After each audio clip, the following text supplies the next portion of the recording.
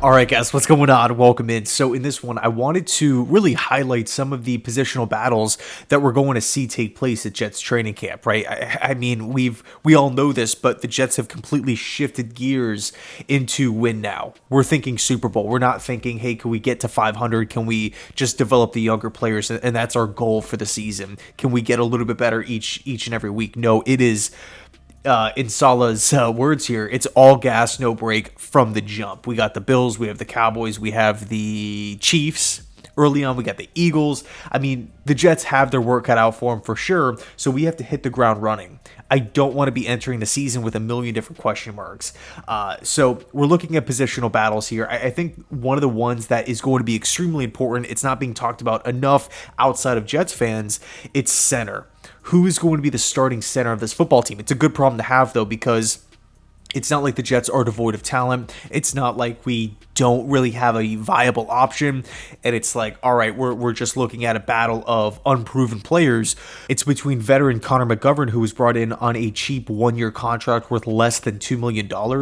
They actually signed him days before the NFL draft. And second-round pick Joe Tippmann, right? Obviously coming in with a lot of hype. Arguably the best center in the class. If he was not number one on a lot of people's boards, he was number two. So the Jets easily got one of the best center prospects in the class, no questions asked. This is somebody who's going to come in and fit the system. He has years of production at Wisconsin in the Big Ten, a very tough conference to have said production. In fact, he was actually my favorite pick that the Jets made in this year's class. I think whenever you can go out and get a safer end prospect, somebody who projects to the NFL, projects to the current system that you run really well, it's always a win. Let alone it was in the second round. It wasn't like the Jets had to trade back up into the first round, move future picks or anything like that. I miss Mangold. I miss Revis. I miss DeBerkshire Ferguson. Those players that we can just count on every single week, every single year. We know who they are. We know what they're going to give us. We're going to have some elite games. And overall, they're going to be mainstays for the organization. They're going to be anchors. They're going to be centerpieces. I think Tippmann can be one of those types of players where it's just like year in, year out, we're looking at the roster center. Don't need to worry about it. Joe Tippmann's our guy. Not saying he's going to turn into the top, best center in football, but I do think he could be that anchor on the Jets O-line for years on end. So we're looking at this season in 2023. We can roll with the vet in McGovern, somebody who might give you more. Obviously, he's going to give you more experience day one, but somebody who definitely has more chemistry working with the Jets' current lineup. It's nothing against Tippmann. It's just that he's a rookie, right? McGovern has played with AVT. He's played with Mekhi Becton. He's played with Dwayne Brown. He's played with Laken Tomlinson. He knows the personnel around him, and that's not. It's not just, plug and play Madden wise. You have to have that continuity as an offensive line, and McGovern does bring that to the table. On the other hand, though, if the Jets want to roll with Tippmann, I think that's a good sign, because it's like, okay, yes, we understand how good of a prospect he was in college, now coming in as a second round pick, but he essentially beat out a safe bet at center in McGovern. What does that tell you about Tippmann? Again, thinking win now, thinking Super Bowl, AFC Championship, we got to knock off the Bills, we have to knock off the Bengals and the Chiefs. This is not the year to throw a young guy out and just say, all right, let's put development on number one of the list of priorities. That's probably pretty low. So if it is announced that Joe Tippmann is the starter, I think the Jets are in absolutely fantastic hands. It's going to be interesting. Again, I'm not really rooting for one or the other. I'm going to be fine with whoever, is named the starting center, because I feel good about both guys. I like both players. I don't really have many gripes about either, and it should be a fun positional battle to watch. Okay, next up, number 2. This is probably the most talked about position. It's left tackle, and it's really, in my opinion, a two-man race between Dwayne Brown and Mekhi Becton. I think this one, listening to Robert Saleh speak about Dwayne Brown, listening to Dwayne Brown speak about last season and had retirement on the table, opted to come back in, trying to get healthy. I don't see a situation where if Brown is healthy, he's riding the bench. I think there is a lot of respect in the Jets coaching staff and the Jets coaching room when looking at a guy in Dwayne Brown. I do think there is a level of trust there as well, understanding that Brown is a veteran. He has a lot of great years. He has a fantastic resume. And obviously just showing the heart that he did last season. I don't see a situation where it's like, hey, Dwayne Brown is good to go. He's fully healthy. Yeah, you're going to be the second string or third string option to tackle. At this point in time, it's not like the Jets traded for Orlando, or, signed Orlando Brown like the Bengals did or anything like that. I see him as the starter. I do think if healthy, Brown is the starting left tackle. If not, though, I could see the starting reins handed back to Mekhi Becton. And that's interesting, right? Because we haven't frankly seen anything from Becton for the past 2 seasons, right? We've heard a lot about Becton with, the weight, the size, the questions from the organization. We've heard a lot of different like sound bits and stuff like that. We've also heard Robert Saleh say, hey, if Becton wants to be a left tackle, if he says he is a left tackle, that's fine, go win the job. Becton will have that opportunity. So I think looking at the opposition, right, who Mekhi Becton is going to have to be blocking against in these training camp practices is going to be a great test, because as we all know, the Jets are deep at edge rusher. We have a ton of different available players, younger guys, high upsides, explosive players, players that have different skill sets. I think we're going to get a pretty good read on if Mekhi is going to be the same player that he was his rookie season. We're going to have a pretty clear picture by the end of training camp. Okay, Becton, he has it, or you know what, maybe we should make a move. Maybe we should swap somebody over to left tackle or something like that, because we have so much depth and talent at edge. Shifting gears, talking about edge now. We can look at Carl Lawson. Yes, of course he's going to be starting, but who's going to be the starting edge rusher opposite of Lawson? Now, you can make an argument it's not really that big of a deal considering how much Ulbrich and Saleh like to, shift guys in, shift guys out. It's, last season it was a big storyline, the snap count, the percentages, all that good stuff. They want to have fresh legs in at all times, considering the amount of mobile quarterbacks out there, the amount of mobile quarterbacks that the Jets have to play. There's a lot. It always helps to be rested on the defensive line. And again, the Jets have the depth. But specifically opposite of edge, we have Bryce Huff, new first-round pick Will McDonald. We have Michael Clemens, John Franklin Myers, who's on a pretty big contract, and last year's first-round pick Jermaine Johnson.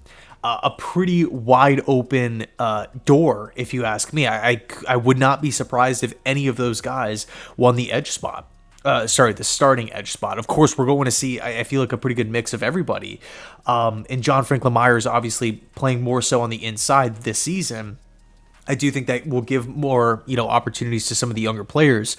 The one player I'm extremely intrigued about is Jermaine Johnson, somebody who didn't have like a super big role with the team a year ago. I'm hoping this go round, right, in training camp, in preseason, in the joint practice setting, Johnson emerges. He was a first-round pick. According to Joe Douglas, he was, one of their top players on their board, like in the entire draft. We obviously moved up in the draft to go select him. I'm excited to see what Jermaine Johnson can do. But if it's not Jermaine as the starter, is it Will McDonald? Somebody who is the, mid-first-round pick this year. Will it be a guy in Bryce Huff who's seen a lot of production in a limited role? Personally, I would love to see that. If we think back, brought in from Memphis in the undrafted free agent market, somebody who's really done a good job of adjusting his game to the Saleh system. Everybody thought Huff was going to be, on a new team when Saleh came in, just because it was like, oh, scheme fit. What's it going to be? Including myself. I didn't really know what the future, what the future held for Huff once Saleh got the job, because it was like, all right, we're going to be shifting into a completely different style of defense. Will Huff be in the plans of Saleh of Ulbrich here? And the answer was yes. So I think Huff, I think Johnson, I think Will McDonald all have a great shot. And of course, Michael Clemens, who is one of my favorite players on the team because he reminds me of the old school players that I kind of grew up watching. I'm more so of a defensive guy, and those were always my favorite players, right? Who are the big hitters? Who are the tone setters defensively? And Michael Clemens just seems to me like he just reminds me of those early to mid 2000s types of edge rushers, types of defensive linemen, just hard nosed, not going to back down from anybody, cares a lot about the physical side of the game, and it just gets me fired up thinking about it. So we have a massive battle at edge. Although it's not going to be as important who's going to be, named the starter, because we're going to see so much rotation. We're not going to have that rotation at left tackle, right? Becton's in, Becton's out, Brown's in, Brown's. That's a pretty solidified spot. Edge, on the other hand, we're swapping guys in. What's the offensive package? What is the offense doing? Where are we at in the game? What down is it? Where are we out in the field? All these different question marks. We have to take those into account when we're looking at the defensive line. And last but not least here, right tackle. Of course, we can talk about free safety, who's going to be that third safety. We can talk about linebacker, who's going to be the third linebacker. I do want Quan Alexander back. I wouldn't mind it if the Jets brought in another safety or even picked one up, with somebody that gets waived from another team, like a true center fielding guy. But as of right now, it just doesn't really seem like, just looking at the current roster, it seems like those positions are going to be handed to a young guy. Whether it's like a Jamian Sherwood, he seems like a pretty safe bet at linebacker. And then at safety, it's looking like Tony Adams is really making some noise. So looking at right tackle, this is huge. I don't mean to hype it up, but who's going to be the starting right tackle of this team? The good news, much like center, we have capable players here. The first player I want to talk about is going to be the loser of the left tackle battle. If Dwayne Brown is the starting left tackle, will Mekhi Becton be the go-to guy at right? I don't know. It's interesting because now you're looking at it from a practice sense, a training camp practice sense. If Becton is having the majority of his reps at left tackle, and we're having another battle taking place at right between guys like Billy Turner and Max Mitchell, will Becton get the necessary amount of reps to all of a sudden lose the left tackle spot and then just kick over to right like it's no big deal, beating out the other two guys? I think if that's the case, we have to be sure of two things. Number one, is Becton comfortable playing on the right side with his knee? He's been vocal about it. I want to play on the left side. I am a left tackle. Number two, Mekhi needs to look great. Right, I think for Becton to be named the starting right tackle, they have to, Saleh and Hackett and these guys, Downing, Keith Carter, they have to be splitting hairs. Like, okay, we're going to give the starting LT job to Brown, but just by a little bit. Becton's killing it in practice. We're seeing A practices, A+ joint practices. He's killing it in preseason. He's healthy. He's good to go. He's okay playing right tackle. Now it's like, all right, are we going to keep this guy who is flat out dominating on the bench? No, probably not. We're going to kick him over to the right side because he's that good. But here's the thing. If Max Mitchell, if Billy Turner, if Kajus, right, coming in from New England, we could even bring up Carter Warren, who is a mid-round pick of the Jets this season coming in from Pitt.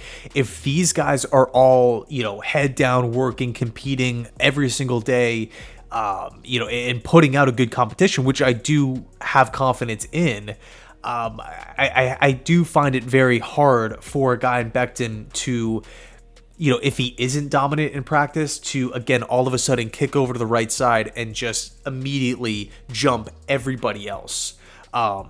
So we're looking at right tackle. If it's not Becton, it's not the end of the world. I think Billy Turner would be really interesting. He's blocked for Aaron Rodgers before. He's played for Nathaniel Hackett twice in Green Bay and in Denver. I think the offensive staff knows what they're going to be getting from Billy Turner. We're not going to be. It's not like we have a top 5 tackle, but Turner's a guy who I've always liked. He also has experience at guard. He's a versatile player. He's lined up on the left side of the O-line and the right side.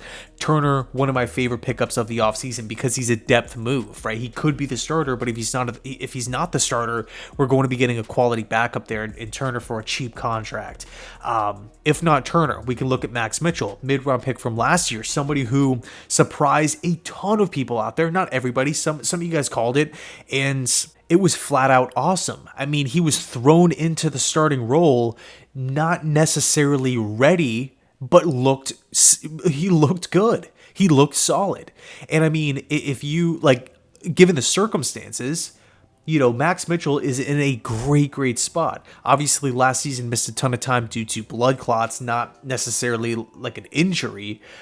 So if Max Mitchell's good to go, understanding that he's had so much time with the organization now, entering training camp as a full-time, okay, I have a legitimate shot to be the starting right tackle, I could see Mitchell taking another step forward and all of a sudden winning the job. So to me, those are the four main positions that I'm going to be watching: center, left tackle, right tackle, and of course the edge position opposite of Lawson. So let me know your thoughts down below in the comment section. Thanks so much for watching. What positions are you going to be watching out for? And as always, go Jets.